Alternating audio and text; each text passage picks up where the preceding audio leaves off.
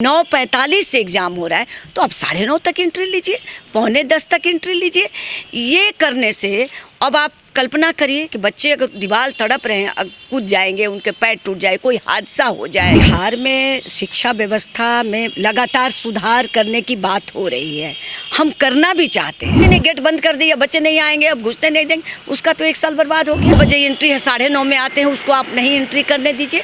ये तो स्वयं वहाँ का आपको इंचार्ज बनाया गया है। पाठक जी ये नहीं करें कि अब दृश्य बाहर में दिखाइए कि भाई अब ये हो रहा है कि बच्चे दीवार कूद रहे हैं, उनकी दुर्घटना हो जाए, मृत्यु हो जाए, फिर कौन जवाब देगा। बिहार में जिस तरीके से इंटरमीडिएट की एग्जाम हो रही है, इसको देखते हुए कई सारी तस्वीरें सामने निकल के आ रही है, जहां पर छात्र छात्राओं को काफ़ी ज़्यादा परेशानियां झेलनी पड़ रही है। कारण मात्र एक ही है, समय को देखते हुए कहीं ना कहीं छात्र छात्रा जिस तरीके से पहुंच रहे हैं, उनको अंदर एंट्री नहीं मिल रही है, क्योंकि कहा यह जा रहा है कि जिस तरीके से आप जिस समय पे आए हैं उस वक्त एंट्री नहीं मिलेगी। 10 बजे से परीक्षा शुरू होती है। इस बीच 9 के बाद से जो भी परीक्षार्थी पहुंचे थे, कल तमाम बिहार के अनेक जगहों से वीडियो वायरल हुआ, जहां पर यह देखा गया कि छात्रों को लौटाया जा रहा है, तो वहीं कुछ छात्र छात्रा जो है गेट तरफ कर, दीवार तरफ कर स्कूल के अंदर एंट्री करते हुए नजर आ रहे थे। ऐसे में हमारे साथ बात करने के लिए बीजेपी से पूर्व में विधायिका रही पालीगंज की उषा विद्यार्थी हैं, जुड़ेंगे, बात करेंगे। उषा जी, जिस तरीके से वीडियो वायरल हुआ, खबरें सामने निकल के आई, जहाँ पर छात्र छात्राओं को कल काफ़ी ज़्यादा परेशानियाँ हुई, इंटरमीडिएट के जो एग्ज़ाम देने पहुँचे थे छात्र छात्रा, जहाँ पर यह देखा गया कि दीवार तरफ कर, गेट तरफ कर एंट्री कर रहे थे। कैसे देखिए? देखिए, जिस प्रकार से हम लोग कल न्यूज़ में देख रहे थे और बिहार में शिक्षा व्यवस्था में लगातार सुधार करने की बात हो रही है, हम करना भी चाहते हैं कि टाइम से इस कॉलेज खुले, टाइम से स्कूल खुले, शिक्षक आएँ, पढ़ाएं और होनी चाहिए।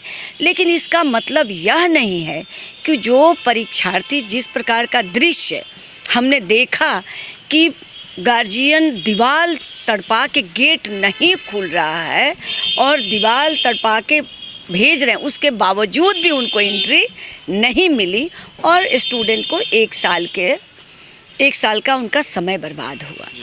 तो विभाग जो भी नियम कानून बना रहे हैं, मैं यह आपके माध्यम से कहना चाहती हूँ कि वो जो सेंटर पर बैठे हैं, सेंटर सुपरिटेंडेंट, उनको अपने विवेक से काम करना चाहिए कि हमारे छात्र, कहीं हो सकता है 10 मिनट के लिए कहीं जाम हो गया हो या आने में दिक्कतें हो गई हों, कहीं परेशान, 10 बजे तक हमारा टाइम है, तो 9:45 तक, 10 के 10:15 तक अगर बच्चे आते हैं तो उनको वहाँ गेट पर कोई रहे गार्ड और उसको एंट्री कराए। ऐसा एक बार अगर विभाग ने नियम बना दिया कि 9 बजे जो आएंगे उसकी एंट्री होगी, 9 बजे के बाद जो 9:45 से एग्ज़ाम हो रहा है तो आप 9:30 तक एंट्री लीजिए, 9:45 तक एंट्री लीजिए।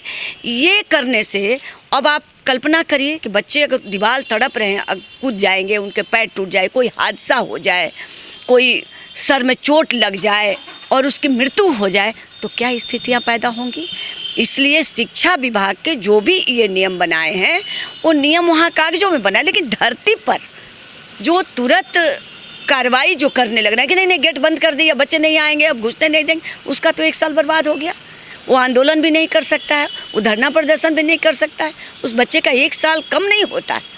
इसलिए मैं कहना यह चाहती हूँ सभी आपके चैनल के माध्यम से, जो सेंटर सुपरिटेंडेंट है वो थोड़ा संवेदनशील हों, वो थोड़ा सोचें समझें और स्वयं वहाँ गेट पर खड़े हो जाएं और बच्चों को अगर लगता है कि जेन्युइन है तो उसको एंट्री दें।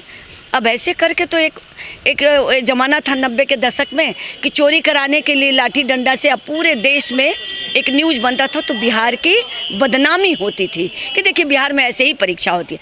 अब ये दूसरा दृश्य जो है कि बच्चे दीवार तड़प के अंदर जा रहे हैं, ये क्या मैसेज हम देना चाहते हैं दुनिया को कि बिहार में ऐसे ही है और ऐसे ही चलता रहेगा।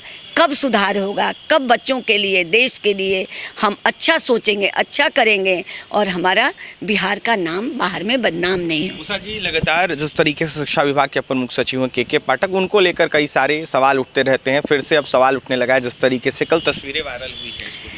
देखिए, के पाठक जी ने तो नियम बनाया, ठीक है, बनाया कि हाँ भाई समय से सब लोग आएँ, समय से जाएँ और परीक्षाएँ समय पर आएँ, लेकिन ये तो उन्होंने नहीं कहा कि जो 9 बजे एंट्री है, 9:30 में आते हैं, उसको आप नहीं एंट्री करने दीजिए। ये तो स्वयं वहाँ का आपको इंचार्ज बनाया गया है। तो एक के पाठक का बहाना लेकर आप बच्चों के साथ गलत काम कर रहे हैं। आपको देखना है कि बच्चे आए हैं, जेन्युइन हैं। अब 2-4 ही तो आते होंगे, ऐसा तो नहीं कि पूरे के पूरे जो इतने सेंटर पे विद्यार्थी हैं सब लेट से आ रहे हैं। 2-4 आते हैं तो ह्यूमैनिटी के ग्राउंड पर कि बच्चों को ठीक है, अपना किसी कारण से लेट हो गए, 2-4 बच्चे एंट्री कर जाए।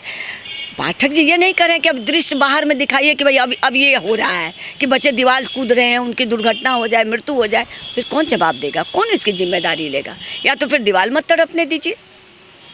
ये चीज़ों पर हमारा बड़ा माने संवेदनशील हो हम लोग, माँ भी हैं, टीचर भी हैं, शिक्षक हैं, पार्टी के कार्यकर्ता हैं, तो लगता है कि ये दृश्य बाहर में नहीं होने चाहिए। इसलिए सभी सेंटर सुपरिटेंडेंट को चाहिए कि अपने आके देख लीजिए या किसी को लगाइए और एंट्री कराइए। आप लोग सरकार में हैं, सुधार की ज़रूरत है क्या? जिस तरीके से आप लोग सरकार में अब वर्तमान में आई हैं, एनडीए की सरकार बनी है, इसको देखते हुए क्या सुधार? देखिए, सरकार निश्चित रूप से हम लोग सरकार में अब अच्छे शिक्षा मंत्री होंगे। पहले के शिक्षा मंत्री जो थे वो देखते ही थे कि सनातन धर्म पर अपना प्रचार के लिए किस प्रकार की बात करते थे। राम को नहीं माना, रामचरितमानस को, मतलब शिक्षा विभाग में क्या अच्छा काम हो इस पर उनका थिंकिंग नहीं था। उस पर वो नहीं सोचते थे। सोचते क्या थे कि हम भंट बकेंगे तो लोग हमको समझेंगे कि आज चंद्रशेखर जी मंत्री, इसके कारण उनको हटाया गया और मेहता जी को बनाया गया। तो खैर उनका कार्यकाल तो हम लोगों ने देखा नहीं। अब मुझे खुशी है और बिहार की जनता को भी उम्मीद है कि जदयू और भाजपा के गठबंधन की सरकार बनी है और जैसे 2005 में हम लोग गठबंधन के साथ हम लोग शिक्षा में, स्वास्थ्य में, सड़क में, बिजली में जो बड़ी क्रांति हम लोगों ने की, उसके बाद कोई क्रांति नहीं हुई। आरजेडी के साथ गए तो उनको तो काम करने का आदत ही नहीं है। हमारे ही काम को गिनती करा रहे, कल मुख्यमंत्री जी भी बोल रहे थे। तो निश्चित रूप से वो काम जो 90 के दशक नहीं हुआ था आज तक हुआ।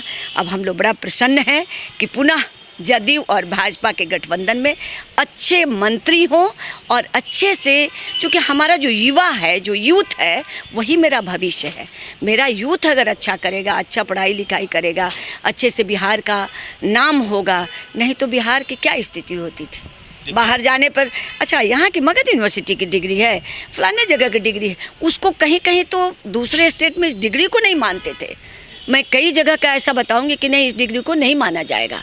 तो इस छवि को ख़त्म करने के लिए ठीक है के पाठक जी हों, हमारे कोई अच्छे शिक्षा मंत्री आए कि ये जो दाग धब्बा जो लगा है कि हमारा मार्कशीट और ये देखते ही शंका में डूब जाता, अच्छा ये सही है कि गलत है, गलत है कि सही है, ये ख़त्म हो, इसकी भगवान से हम लोग प्रार्थना करते हैं। अब मंत्री जी आएँ, शक्ति अपना दिखाएं और नया परिवर्तन करें बिहार में। एनडीए की सरकार बन गई है और मंत्री जो भी बीजेपी के अगर मजबूत बनेंगे तभी कहीं ना कहीं बिहार का शिक्षा व्यवस्था सुधरेगा। ऐसे में उस आप विद्यार्थी को सुन रहे थे आप, पूर्व पालीगंज से बीजेपी कोटे से एमएलए रह चुकी हैं। ऐसे में जमकर कहीं ना कहीं निशाना साध रही थी। जिस तरीके से व्यवस्था कल देखा गया, इसको देखते हुए ऐसे में साफ कहते हुए नजर आ रहे थे कि सुधारने की ज़रूरत है तमाम अधिकारियों को। इसको देखते हुए कहीं ना कहीं यह साफ कहते हुए नजर आ रहे थे कि काफ़ी छात्र छात्राओं का वीडियो वायरल हो रहा है और काफ़ी ज़्यादा परेशानियाँ झेलनी पड़ी है छात्र छात्राओं को। जिस तरीके से इंटरमीडिएट का एग्जाम हो रहा है, इसको देखते हुए ऐसे में छात्र छात्राओं को कहीं ना कहीं समय से थोड़ा देर के लिए पहले अगर पहुंचते हैं तभी एंट्री